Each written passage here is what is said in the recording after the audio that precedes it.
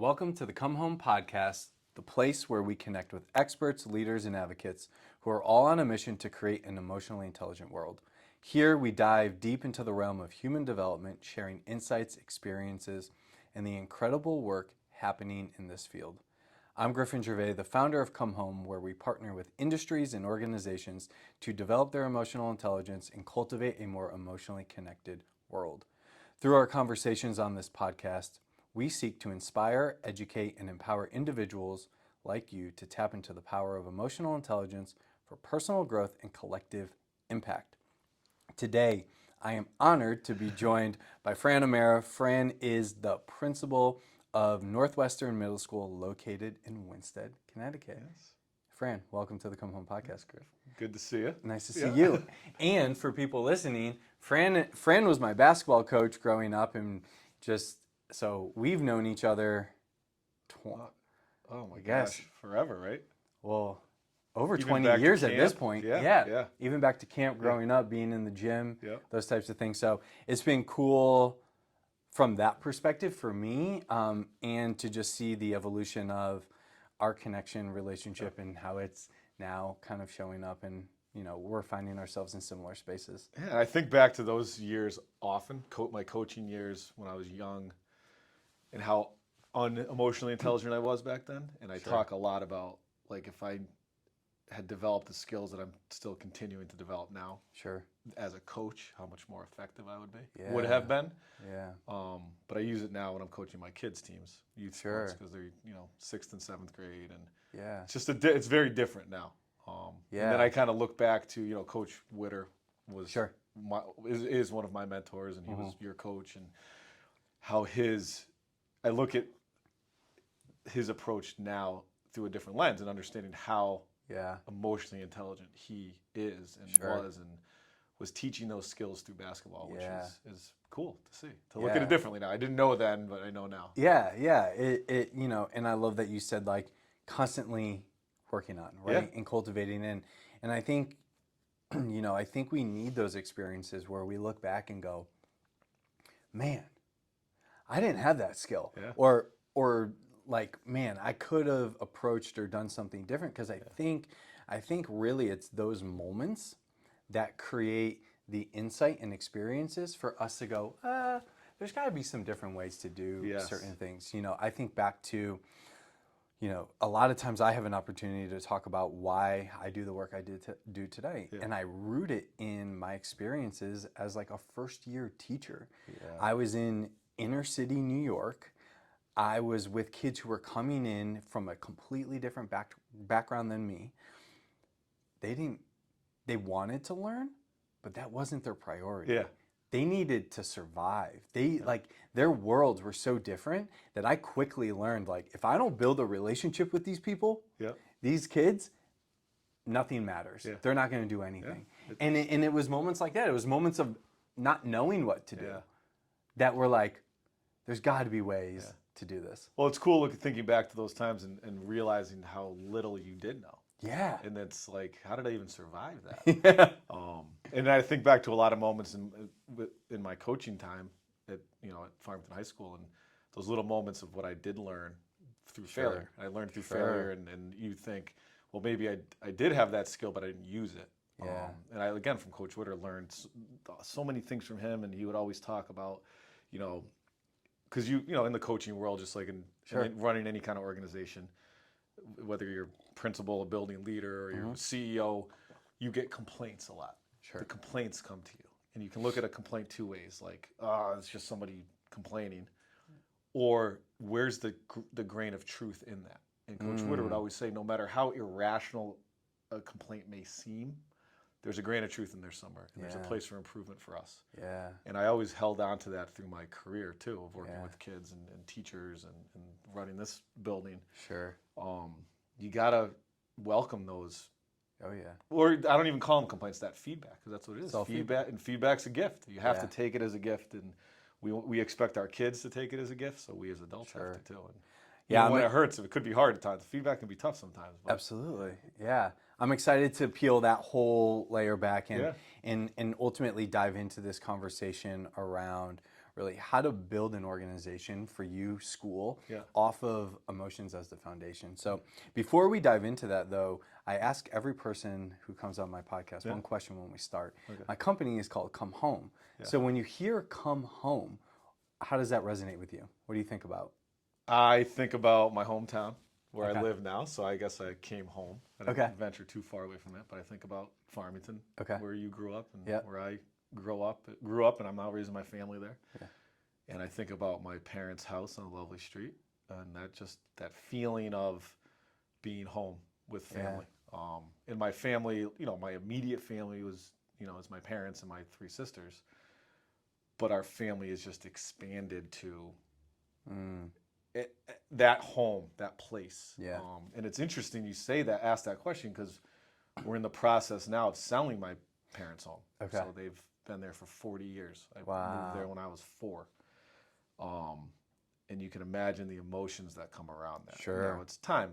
My dad turned 80, and it's a big house for them to take, an old house and a pool, and it's just time for them, with all of us growing up and all the grandkids growing up. But it's been hard. But we recently showed the house to an old friend of mine. Wow. And with his 2 little kids and his wife, and that feeling of, while it's not going to be our home base anymore, it's still passed on to someone we consider family. Yeah. And if it works out, I mean, it's going to be, my parents were so happy just to think about that. Yeah. Ben moving in there with his family and That's cool. continuing home. So that when I think of home, I think of that's the home base, but it's more of the people and the feelings we have when we're together. Yeah. So we're moving that on to somewhere else, but that's what I think of when I think of home. What would you label that feeling as? Like, if you were able to like pinpoint what that dynamic, those memories, that space means? Just comfortable and free. And it's interesting now that you're asking that question, because now I don't think I've actually fully thought about that not being our space anymore. I'm thinking about it now, which is hard. Yeah. But yeah, I was just there yesterday. Me and the kids were over there yesterday. It's just pull up the driveway and you get on the patio and you're home. It's just what you you know. do what you want and relax and Yeah. be you. You don't have to be anything else but you. Yeah, like when I hear you say that, I think about this idea of like safety. Yeah. Like, it's just a safe space. Yep. Yeah.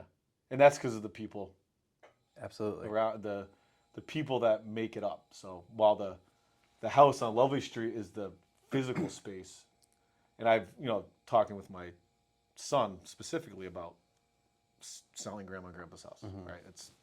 He was very sad about it. And he's working through it, but we talk about, well, that's just the space, but now Grandma and the feeling's still going to be there. Now it's going to be at the condo that's a mile down the road, and we have our house that's home, and but yeah, it's tough. It's really about the people and just the way you feel when you're around those people. Yeah, it's about the people. Yeah.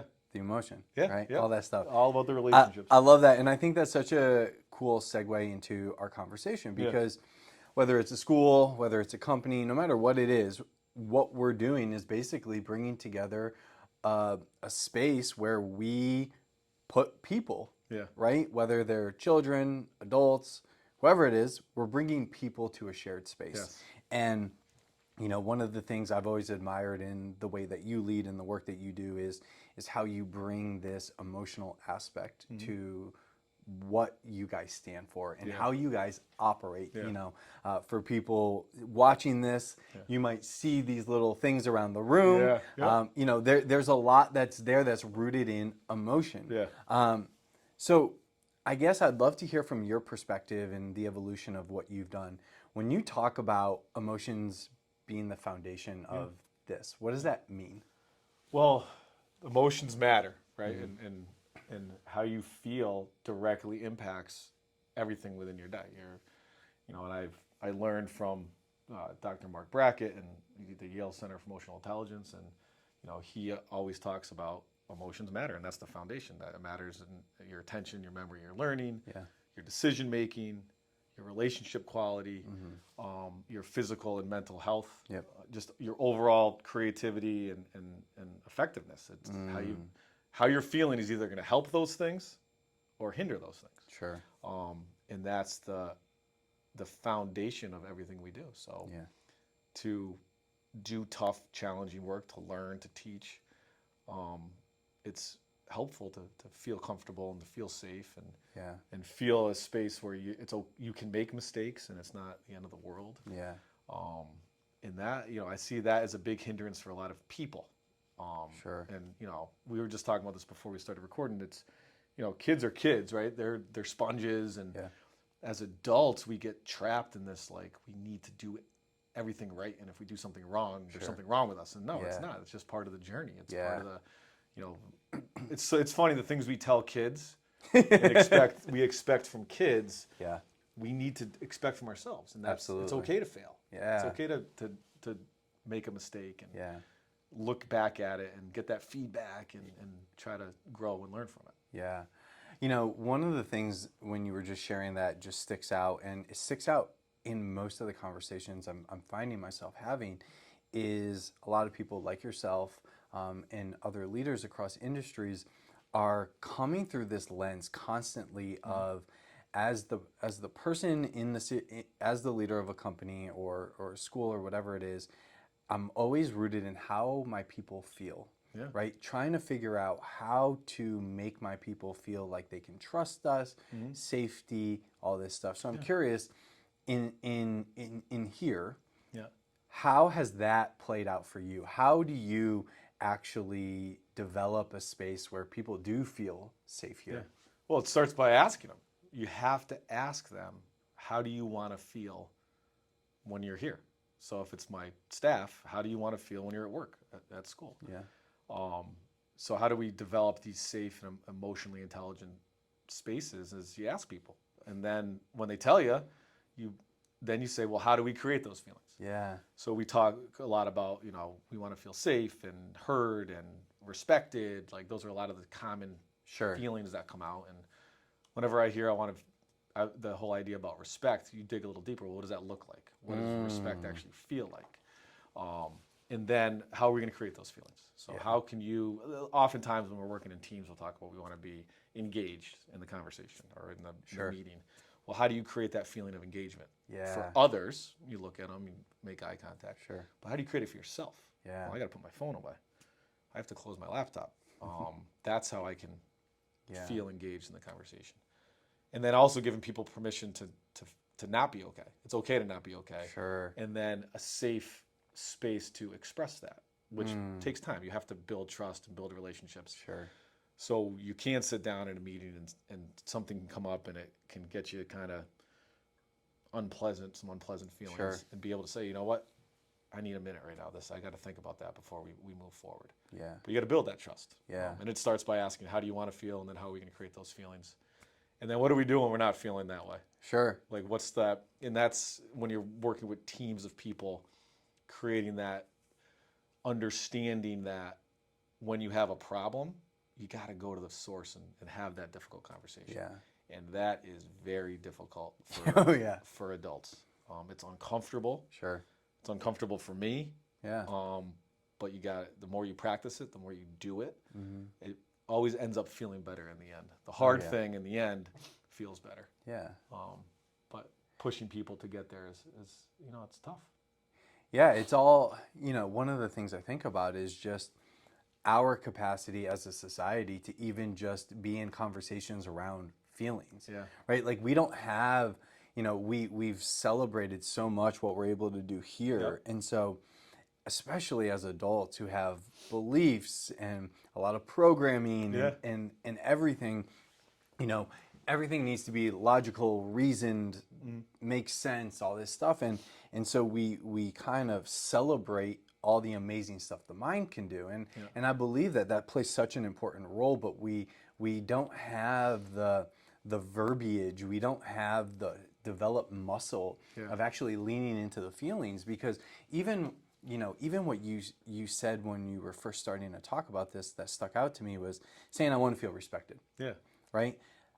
When we talk about I want to feel respected, then as a unit, we're actually able to go, well, what does respect actually mean? Yeah. Right? Like, what does it mean for you? What does it mean for me? Yep. Then how can we figure out what it means for us collectively as a unit? Because then we have clear understanding. Yeah. We have common ground. Those behaviors Yeah. that create that feeling of welcome or respect.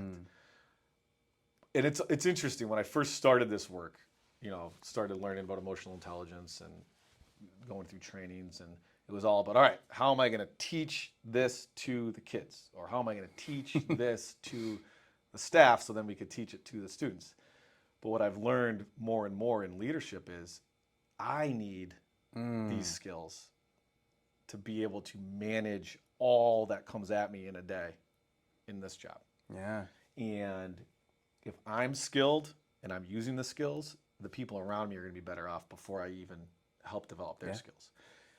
And it also helps me, if I just expect people to be a certain way and to think like me, then I'm going to be disappointed all the time. Sure. So I have to remind myself that every person has a different emotional education. They've all been raised in a different way. Sure. And that's why we come back, we teach, for the most part, math the same way, right? We're coming in, you're teaching Algebra 1 Sure. the same way. We teach science the same way, right? The idea of reading we're learning about more, but we teach that, right? Yeah. But when it comes to emotions and working through your emotions, if we don't have a really concrete way of teaching those skills, then it's kind of up for whatever, right? Yeah. And everyone's emotional education was different. And so if someone reacts to something differently than I would, that's okay. Yeah. Because you and me could be sitting here, we could watch the same movie, the same thing, and have a total different reaction to it. Absolutely. Based on our lived experiences. Yeah. And that we need to be okay with that. Yeah. And as adults, I could present something to my staff, and I could have 35 different reactions to that. And I have to understand that so then I can help work through it with people. Yeah. But if I expect everyone to think the same way and take the news the same way, and then I'm setting myself up for failure. Yeah. There's two things that are coming up for me. The first is, I love that you kind of came from this space of I have to be the certain behavior that I want to see. That's a huge thing that just constantly I share out and resonates with me, is we as individuals, as leaders, get to be the highest form of the behavior we seek in other people. Yeah. Right? So instead of telling or saying, how do I actually embody the behavior that I want to exist? Yeah. And that's the biggest thing, for an organization or a company to actually, right? A lot of people go, well, how do we get it just here, right? How does it become part of the culture? How does it become ingrained where you don't necessarily see it? You may see it in a couple things like a mood meter or stuff like that, but you walk in, you feel it. Yes. Right? It's because the people in the space embody it. Yes. Yeah, and we talk about that all the time. So the whole idea of emotional intelligence and social emotional learning in schools, and there's programs. There's we use the ruler approach here. I like to remind people it's an approach. It's not a thing we do. It's becomes a way of being. Yeah. And it becomes in the fabric of your school and the way you interact with people. Yeah. So maybe early on, you're looking for mood meters on the wall and things that visually you can see, oh, this is what these guys are all about here. But now it really has just become the way we interact with each other. Yeah. Which is hard because you can't really pinpoint it. Sure. It's just how you feel, right? Yeah. And the immune system of your organization. So when Yeah. you're healthy and your immune system's healthy, and this is our way of being. So when we get sick or something happens, when there's a crisis or some big thing happens within your organization, it's going to take time to recover from that. Just like if you get physically sick, Sure. your immune system has to fight it.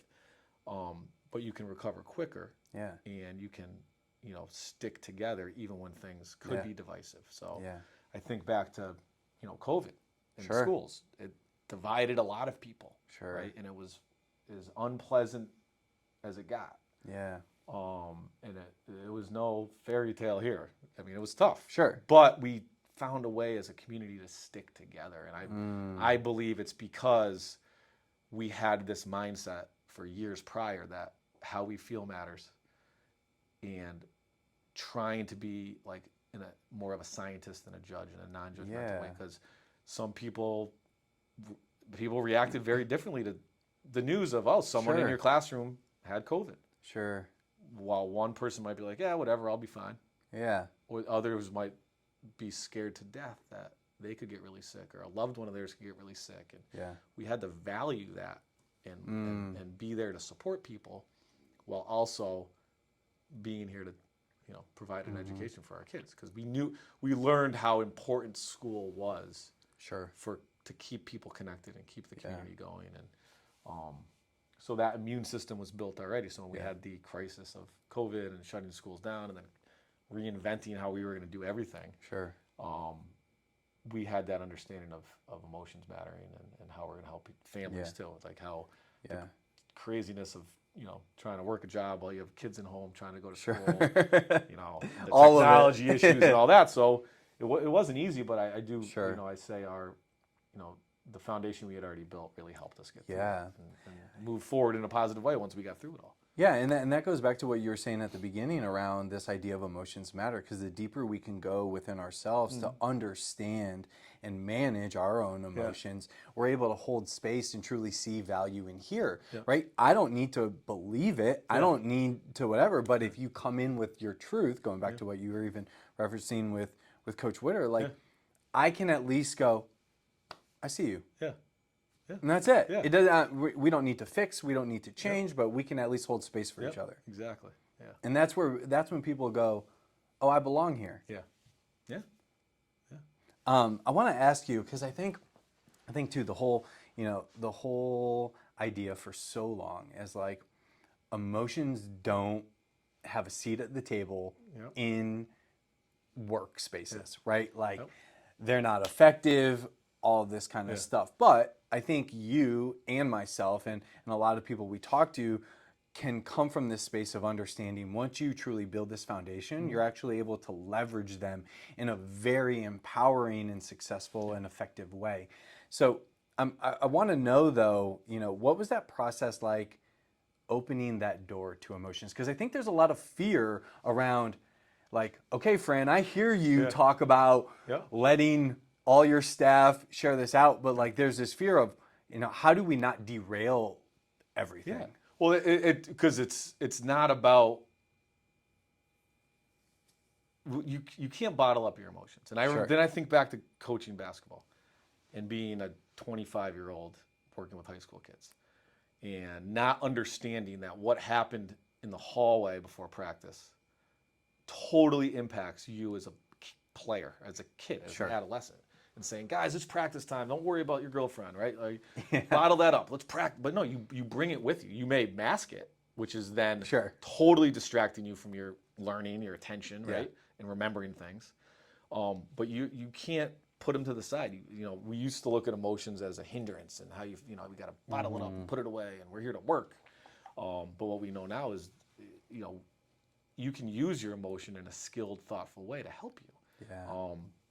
So it's interesting to look at it now, and that idea when we first started this SEL work and we started training staff. I remember I think it was after our first PD, and it was all about emotions matter, why they matter, the science behind it, and how kids are feeling in school. And at that time, the Yale Center for Emotional Intelligence did a survey of 45,000 high school kids in the United States, and the top 3 feelings were tired, stressed, and bored. That's how they were feeling in high school. Wow. Tired, stressed, and bored. Definitely not helpful for your attention, your memory, your learning, your relationship quality, your decision making, your overall. It's just not. Yeah. So I had we have just the best staff and teachers here, and one of my teacher leaders came up to me after. He was like, "Well, what's the end game here? We just want to make things easy for kids," and I didn't have an answer at that time. I was like, I don't know. I'll see you at the next PD day, and we'll talk about the next skill, right? But what I learned is there is no end game. So yes, we want to have this open space where we can talk about how we want to feel. We can express appropriately how we are feeling, especially when it's unpleasant. There's all emotions matter. So the unpleasant ones during a school day, you're going to feel them during a work day. They have a seat, but it's about the skill. So recognize how you're feeling. Understand what's creating that feeling. And then put an accurate label on it. So then you can regulate it if necessary. Now the regulation may be, I want to stay there. I'm inspired right now. I want to stay inspired in this conversation we're having so I can be, right? So how am I going to stay there? Right? Or I may feel frustrated because I spilled my coffee on the way into work. Sure. And I come in all mad and frustrated. So I got to identify that, what caused it, and then how am I going to shift out of that? Yeah. Because I have a really important meeting with a student and a parent coming in here. Sure. So I have to be able to shift out of that. So it's about the skills of then. So it's Yeah. all the skills. It's Yeah. not just I'm going to tell you I'm mad and leave it there. Yeah. Yeah. It's like, well, what are my strategies? What are my go-to Absolutely. strategies? And some of the strategies we talk about with the kids and adults too is that you may just need a space. Right? Yeah. You may need to leave that thing that's frustrating you right now, create some space, move on to something else, and then come back to it. Yeah. And that happens a lot with writing for me. Like if I'm working on a communication and I'm Sure. getting frustrated, I can't get it out, then I'll have to take a pause, leave a space, Yeah. and move on. We talk a lot about not hitting send on that email until you give some space, Sure. right? And then you can go reread it again or share with a colleague to have them reread Yeah. it. But yeah, it's more about. So to answer your original question, which was like, how do you open up this idea of emotions with adults, right? Yeah. I have to be patient with it because Yeah. some people are like, yes, let's go. And great teachers, they do this naturally. Sure. They understand that relationships with kids matter Yeah. in their classroom. Absolutely. They may not have had a label for it. They didn't Sure. know what SEL was or emotional intelligence. But a great teacher, you see, they value how the kids feel in their room. Yeah. So those people are like, oh yeah, this is like validating. Like, yes, this is what I do. Yeah. This is how. And other people were like, I want to build good relationships with people and kids, but I Sure. don't really know how to. I'm really good in my content, but I struggle with the relationship piece. Yeah. So this gave some framework. And I always tell Yeah. them, like, how do you build a good relationship? You ask people, how do they want to feel? Yeah. Ask them, how are they feeling? Yeah. So you just have to be patient with your people because Yeah. they're all going to react differently. And it all comes back to their emotional education. Yeah. Many people, I think back to growing up. My parents, my dad well, Yeah. Kamish, most positive guy in the world, still is. So I think back to growing up, and I don't think it was okay to not be okay. I think we always had to be happy, pleasant, excited, right? We could be tired, right? But I don't ever, remember being able to sit down and say, "Oh, I'm just really stressed about this, that, the other thing," because we had just. And I think back to it now. We joke with my dad now as he's older, like he didn't know how to handle the unpleasant emotions. Yeah. I wonder what it was like. He's a retired principal. I wonder sometimes what it was like for him when he had to deal with unpleasant emotions at work. I don't know if he dealt with it or he had secretary deal with it. I don't really know. But so people grew up in different ways, and you couldn't. If I wasn't able to express the unpleasant things, I'm sure as heck not going to do it at work. Yeah. Because I think there's something wrong with me. I'd get in trouble, right? I'll get in trouble if I'm not happy and excited, right? Yeah. So it's just building that trust and being patient with people. And I think that's why, going back to what you were saying, I think that's why it's so important that we build that emotions matter mindset, or we understand the impact of what emotions do. Because if we don't, then we're going in, there's judgment. We don't look at it as just feedback and information, right? There's so many ways that it can affect how it actually shows up.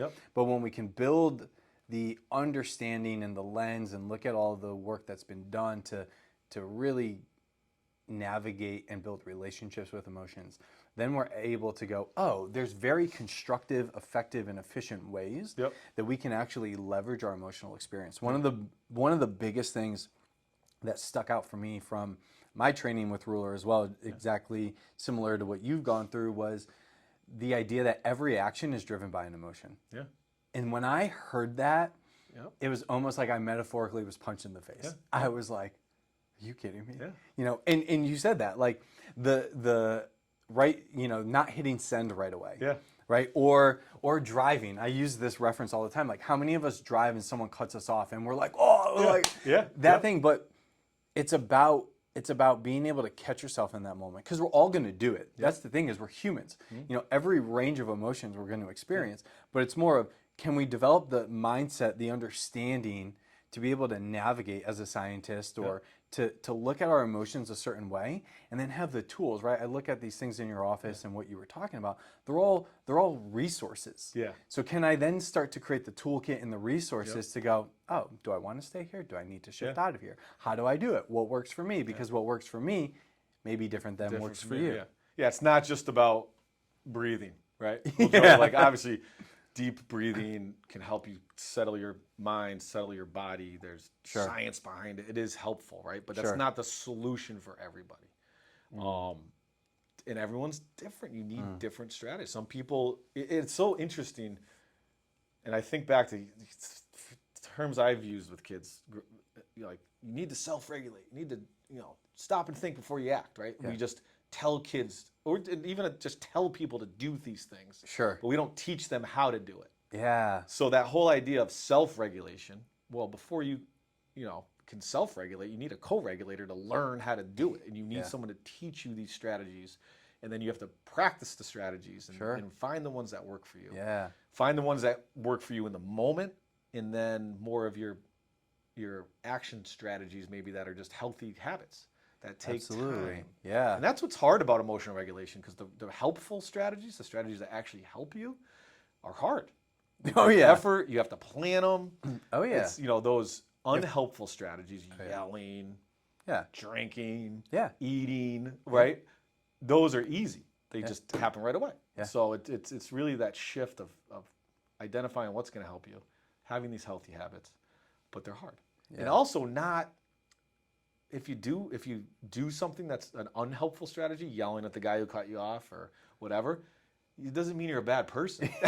It just means you had a bad moment, right? And we talk a lot about this idea of like, well, what is your best self, right? What attributes of That's what I was going to bring up. Attributes of your best self, and it's it kind of aligns with your ideals, your morals, your ethics. Sure. What your desired reputation is, and really your goals and outcomes that you want in this role you're in. So my best self as a principal is similar to my best self as a dad, but there's also some differences there, right? And being able to identify that, and you aspire to present yourself in that way as much as possible. Yeah. But you're not a failure if you don't. That's the idea. We can't, there's not, like, you got to shift away from that winning and losing. I'm good or bad, right? It's this whole journey, and then when you do things that don't feel good after, well, why? And you have to unpack that. Well, why am I feeling bad because I got frustrated and yelled at Lucy, to get in the shower for the 100th time. Right? And then like, I don't feel good about the way me and her just interacted, and thinking about that, and then being able to go back to my daughter and say, Lucy, I'm sorry. I don't like arguing with you. Yeah, it's noticing the behavior, realizing it's rooted in emotion, realizing that we're humans, and right, the whole idea, and at least from my opinion and kind of how I've embodied this work, is we're humans. We're gonna make the mistakes. We're gonna do the things differently. We're gonna not regulate in the healthy way. We're gonna use a bad strategy every now and again. Like, it's not about this, I have to do it right, it's got to be perfect. It's how much awareness can I bring to those moments so that I can catch myself rather than go down this rabbit hole of feeling stuck in a certain space. Yeah, and being able to like change your mind, right? This is this whole idea, and I learned this from a colleague years ago, Joe Massey, he's a middle school principal in Region 10. He would always say, he's like, it's okay to change your mind. Don't die in this hill because you used to think this was the right way to do something. There's all this evidence now that's telling you that's not working. It's okay to change your mind. Or ask yourself, well, is this approach working? And when I talk with teachers, and if we're trying to figure out a problem, but we've always done it this way. Like, I might say that, or they might say that, and then someone's got to ask the question. Well, is that working still? Absolutely. And you just think about how we manage schools. How schools were developed, and the bell system, and things we're doing here at District USA. One of my colleagues likes to say, every district's doing it, right? But is that the right way to do it? And if we know there's a better way, what's keeping us from the better way? Sometimes it's just because it's hard, and people have these fixed mindset, and you got to be okay with saying, you know what, that didn't work. And as a leader, if you can say that to your people, like, you know what, I tried this thing and it didn't work with us. Yeah. So we're going to try something different. Yeah. You're modeling that growth mindset. That Absolutely. We're learning from our failures. Yeah. And I think that's important for your organization to see, not just for kids to see, but for the adults you're working with for your team. And everyone's already thinking it. Yeah. They're all sitting there Oh, going, "This isn't working." Yeah. Or they've already said it behind your back a million times, and that's also like we joke about that, but it's also important to have people on your team that can walk in your office and say, "Hey, this thing, it's not going over well out there. Yeah. Let's think about a different way to do it." And it's not personal. Yeah, at it's that not. point. And that's to me one of the hugest things I've gotten from building my emotional intelligence skills is to depersonalize things in the workspace. You're like detached from all of it. Because you would say it. Well, say it. Oh, you're taking it personal. Don't take it personal. Well, how do I not take it personal? So you have to build that skill. You got to understand and sit and have some empathy for where this person's coming from, who doesn't agree with your decision or wants to do something different. Yeah. And look at it, the facts. Like I talk about the scientists, like ask questions about the situation, and that helps you depersonalize it. Yeah. Which helps you do better as a leader, because if you personalize every single action that people take, you won't survive. Yeah, absolutely. I can remember my first year coaching basketball at Farmington High. I was a freshman basketball coach, and something happened. I got a complaint or some complaint came out. I think it was about playing time, right? And I went home and I was talking to my dad, and he goes, "Listen, if you want to be a coach and you want to work in education, you better thicken up that skin." And I was like, "Oh." I'm like, "What do you mean?" He goes, "Yeah, people are, when you're in leadership position, and as freshman basketball coach, you're the leader of the team. Yeah. You have these 12 ninth graders on your team. And Coach Witter would always say this too.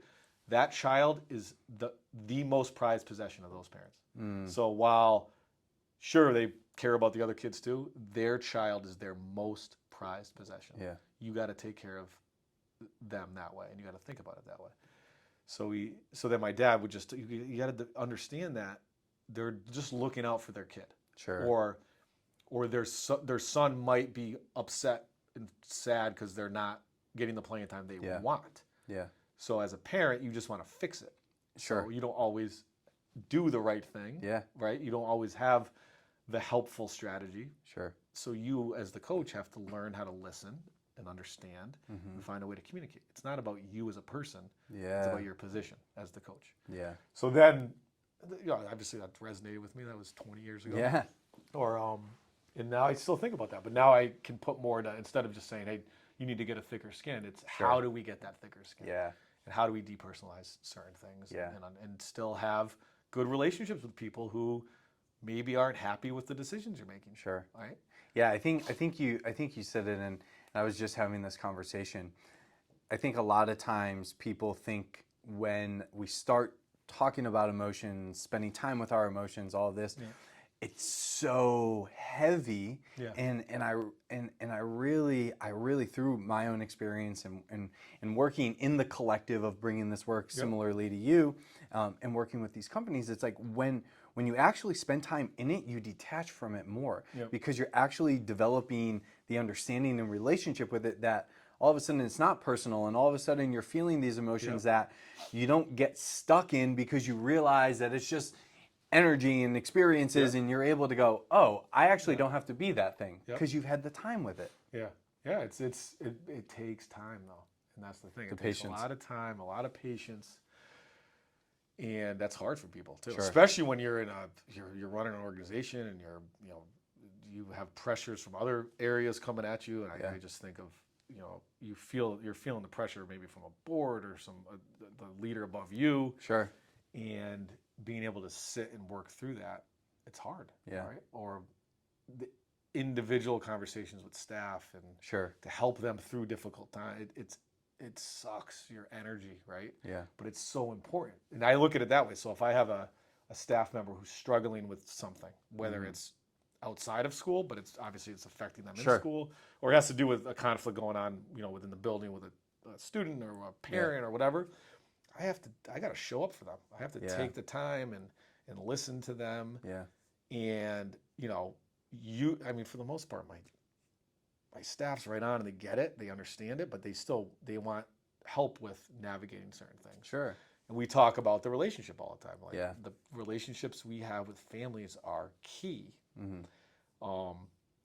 And we're not always going to agree, right? Yeah. And we invite, we welcome, we talk up to our parents about how important they are in this process. Yeah. Because they hear things at home from their kids that their kids don't feel comfortable saying here to us. Sure. So if something doesn't sound right, we want them to tell us so we can work through it. Because maybe oftentimes it's something we can do better. Sure. But helping people through that and maybe, picking up the phone to make that difficult phone call back to a parent to say, hey, this happened today in school. I need your help with it. It's hard. Those phone calls are hard. Sure. But you gotta do them. You gotta practice. So we'll sit here at my table. We'll practice them. We'll practice. We'll write a little script. What are you gonna say? What happened?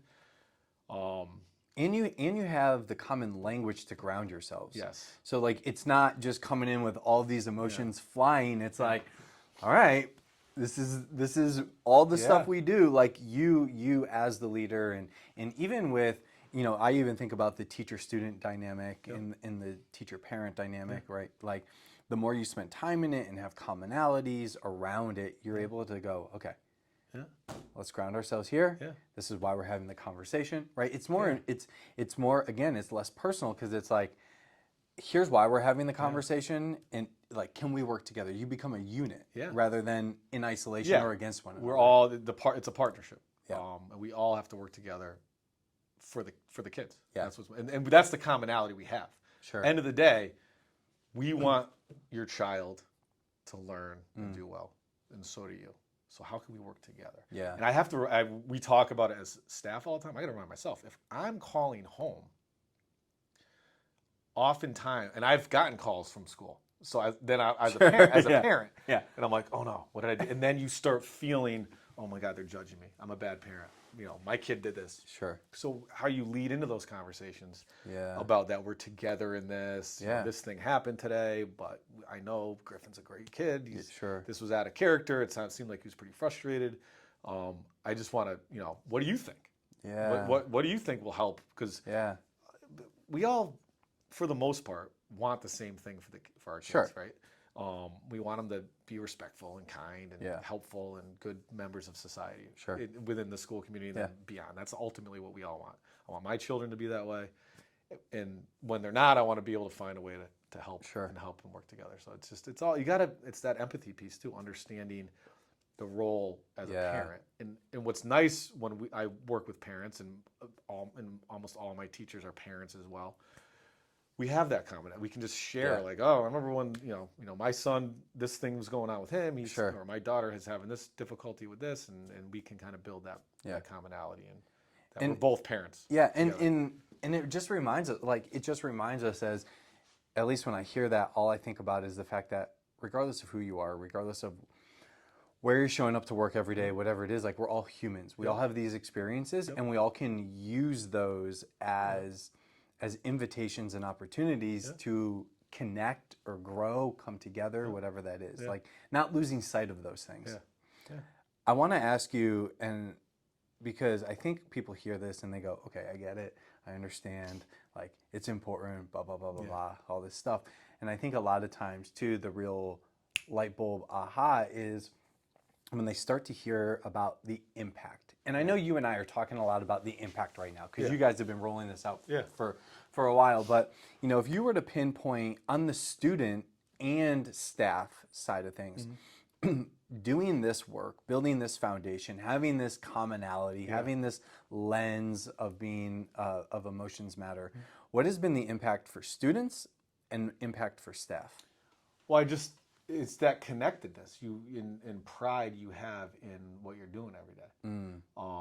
And then I think it makes the celebrations better. So because we're connected, we're not just some robots coming in here. Here's the curriculum. You guys take the test and we'll move on. There's that human element to what we're doing each and every day. And we truly, it's true. We truly love our kids and the families. Yeah. So then when things go bad, whether it's for an individual kid or a family or it's in school, we rally around each other. Sure. And we look out for each other. This school community is my extended family. Yeah. And we all feel that way. It's funny, if you look through our staff here in the middle and the high school, it's littered with veterans who kids also went to school here. Sure. There's just that strong feeling of connection, and you want your kids to be here. Yeah. And then when we celebrate, it's great. Yeah. I'm thinking back to the end of the year in June with our 8th grade promotion. We had our 8th grade class night, and just how much fun it was watching our kids be kids. Yeah. And our middle school picnic, now we bring 7th and 8th grade together for a day at the pool and all these fun activities at Boulder Ridge and Embark. And it's just fun to see how they all truly care about each other. Yeah. And if we're at, I look back at that middle school picnic, so it's all 7th and 8th grade. All staff goes, and I'm looking around, and it's kids hanging out with the adults. It's, hey, Mr. So-and-so, will you go kayaking with me? Hey, Mrs. So-and-so, will you do the zip line? Yeah. Let's play basketball together. Yeah. It's just cool to see. And, Sure. And it's not, and I've worked in other districts where you would have a table of teachers sitting. Sure. And then the kids out. We all have. Yeah. Or you have that office where that group goes there and that group goes, right? But it's all, and just watching how my staff they step up. Oh, I'll do that. Oh, you want me to ride that bus? I'll take it. Yeah. They just, because they care. They just care. And it's hard work.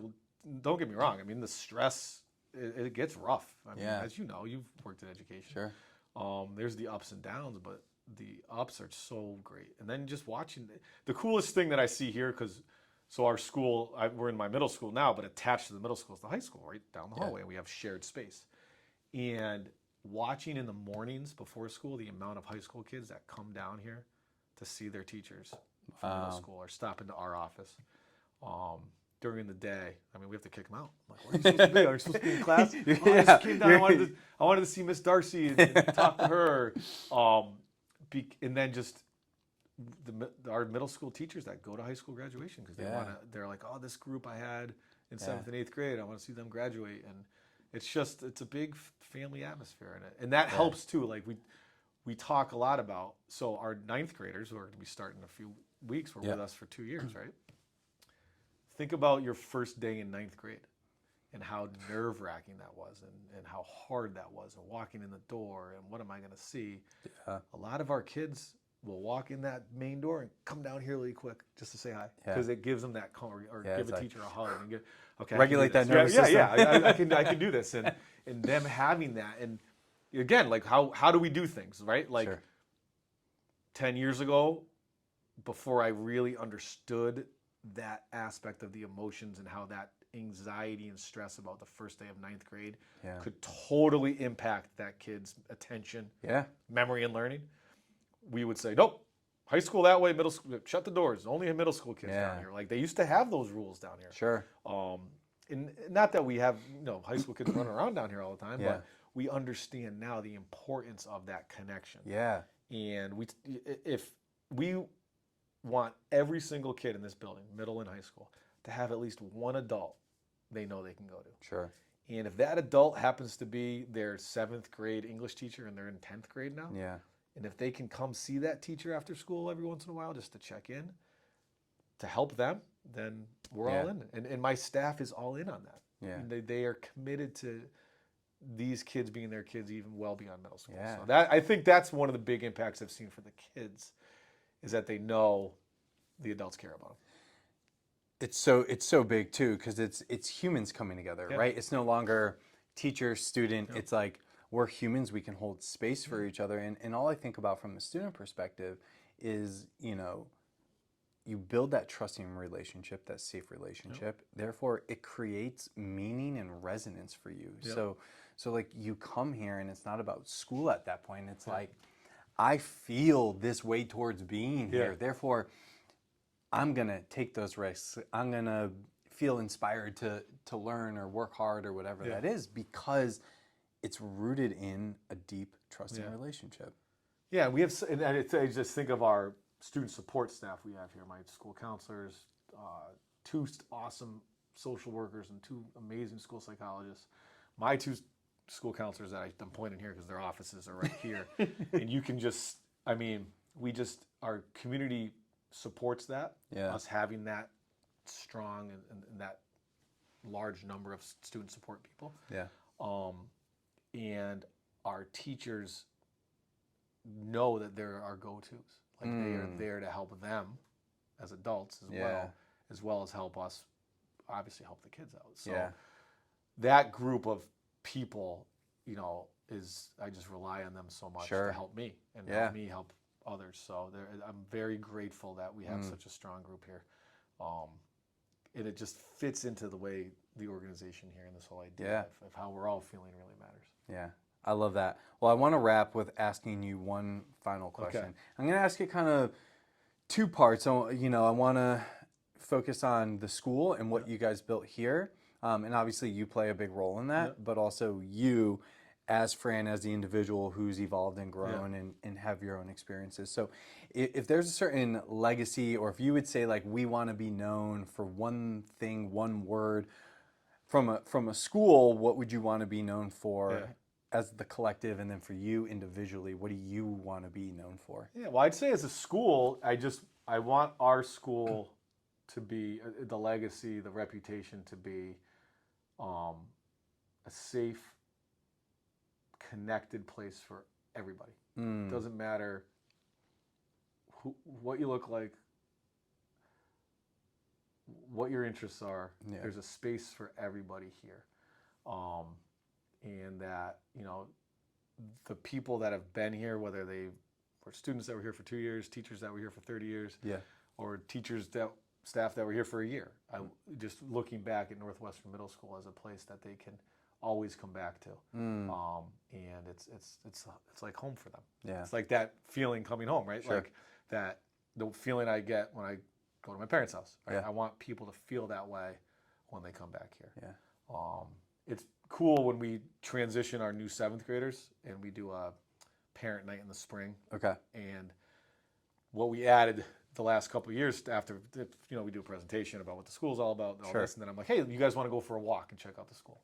So it's me and my school counselors, and we just this mob of parents and kids, and so many of the parents went to school here.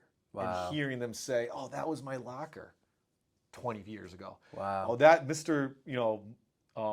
Stapleton, oh, he's still here. He was my social studies teacher. Is Mr. Miller still here? No, he retired. Like, but so they feel that they're coming back home. Yeah. So I just want that. I want to make. I mean, I stepped into this place.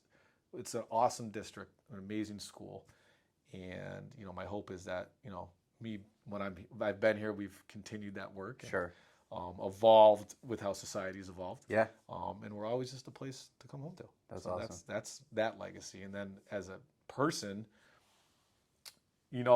my most important job and role is as a dad. Yeah. So, and I talk about, Joey and Lucy, my 2, all the time. I relate to them in everything I do. So I guess what I want my legacy to be is just I was a great dad, and I was there for them, and I guess I would want people to feel the same way that I was for their kids. So when it's back to the incoming 7th grade parents, when I talk to them for the first time in person, I let them know, like, I'm in this seat next week in Farmington because my son is starting 7th grade. He's transitioning to middle school for the first time. So I get it, and I get the nerves and the anxiousness that's around, especially if it's your first kid. Sure. And then I tell stories about Joey and Lucy to them. And I talk about having to push them at times and when they're uncomfortable. Yeah. And I say, I'm sharing these stories because I'm going to treat your kids the same way. Yeah. As they're mine. Yeah. Sometimes they may not be happy with me. But that's okay. That's part of growth. Like we have to pick them up when they fall and hold them accountable for certain things. And, but I'm going to love them too. Right to the end. So that's kind of, I guess, back to being a parent, I guess, is really what and matters. There's such a relatabiliness to that. Yeah. Right? Like it's almost very disarming when, the person on stage or the person talking can be like, parents, I get it. Yeah. Right? And let me tell you why, right? It's like, everyone can take that breath. Yeah. I always have a million parenting failure stories that I can share. And one that I've been sharing more recently is as a youth sports coach. And again, you know my dad. My dad was the commish running first, second, third grade basketball forever, and his whole mentality of we're here to have kids have a good experience, and it's all about having them have that good experience. It's not about winning or losing in second grade. Sure. Which could drive some of our more competitive people, me included, because I was a competitor, right? Yeah. But he looked at the bigger picture of all kids, right? Sure. He was an elementary school principal. So when I was coaching second grade flag football, first time ever, Joey was in second grade. And we, my whole goal, best self as a coach, is to be patient, have some fun, teach some skills, but also just make sure the kids have a good time and develop some good relationships. Sure. So, long story short, we had a great year, and then all of a sudden they're like, oh, the playoffs. I'm like, playoffs? It's second grade flag football. Why are we even keeping score? So there's playoffs, then there's a Super Bowl.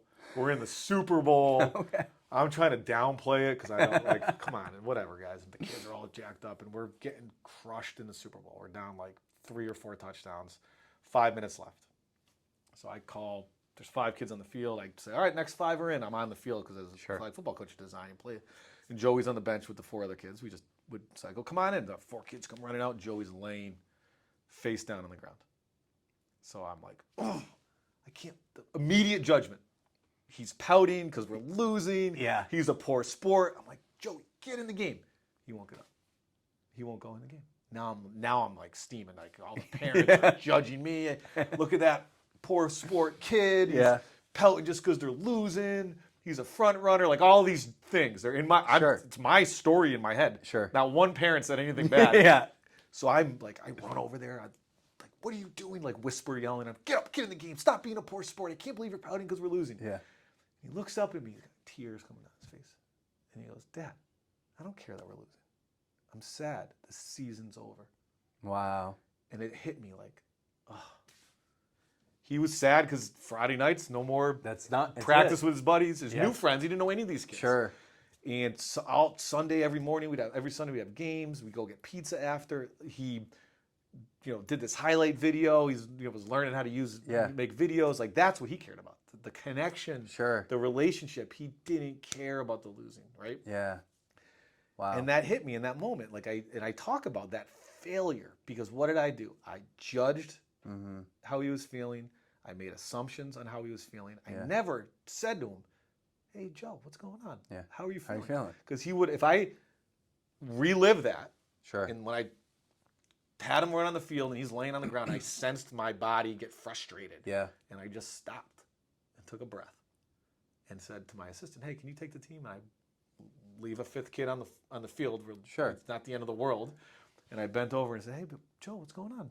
How are you? What's going on?" And he just said, "Oh, I'm just sad, Dad. The season's over." And he was crying. And I could tell him, you know what? I used to cry at the end of every season too. Yeah, as a coach, because sure. it was over. You put so much into it in the relationships, right? So that moment, I still think about and tell that story a lot because it was a failure moment as a dad. As a youth sports coach. But it's a reminder to not be the judge. Yeah. Right? And also, he's crying because the season's over. Another kid probably could care less. The same thing's happening in the same moment, right? Yeah. But his connection was different. He felt differently about it. So there's a lot in that kind of moment that I think about that can help navigate and guide me in. I love that. Into Thanks my for work sharing that. Yeah. So it's one of my failure stories. It's love good to share failure. Oh yeah. Oh, those are always opportunities and reminders, right? Like you were saying, it's the reminder. So. Yeah, and I mean, last year, so he was 6th grade. I was coaching the flag football. I've been doing it since that 2nd grade, and actually Lucy was on the team too, 5th and 6th. Okay. And we made it to the Super Bowl again. So now this time it's Joey's like, "Dad, we got to win the Super Bowl." Right? I only have 2 more years. So you're like, "What about the last time?" we they threw a touchdown pass with 20 seconds left to take the lead. We didn't score a touchdown in the 2 plays we had, and I knew, I was like, all right, this is going to be emotional for the kids. We lost on a last second touchdown. I mean, that's tough. And they're older now, like they are more competitive. Yeah. So I can remember going to the team. I had a couple of kids in tears, another kid complaining about the ref, which had nothing to do with it. Yeah.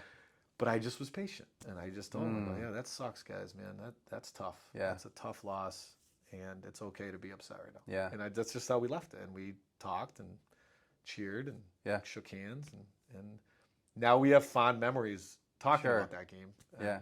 you know, Joey's geared up, ready to Ready to go. get the Bengals back. There you go. There you So go. we'll see how it works out. And what a good just bow on this conversation, because at the beginning of our conversation, one of the first things you mentioned was just being a constant learner, and there's no end game to this. There is It's no the end long game, and I think that example, tied with everything that we talked about, is just a great embodiment of this is the long game, because we're gonna ride the wave. We're gonna show up the way that we want to as our best self, and then there's going to be moments where the judgment just flies in, and it's cool. Yeah. How do we just take it in as we keep going, because it's the long game. Yeah, and it starts just being aware of it, right? You can be the most skilled person, have the highest EQ ever, and still get frustrated when the guy cuts you off on the road, and maybe you react in an inappropriate way. It happens. It's gonna happen. So. Fran, I appreciate it. Thanks for you, coming Joe. on. If people listening to this, if leaders in different industries are hearing what you're talking about, they're loving what you're doing, all that kind of stuff, and they want to connect with you, how do they find you? Through my email. It's always a great way to reach out. I am on Twitter. I use that more to kind of read my news, but I do have a Twitter account that we can post. Yep. You can hit me up on Twitter as well. Cool. And yeah, I'm always open for learning from others and connecting with people. Fran, appreciate it. All right, great. Thank you. It's been awesome, man. Thank you.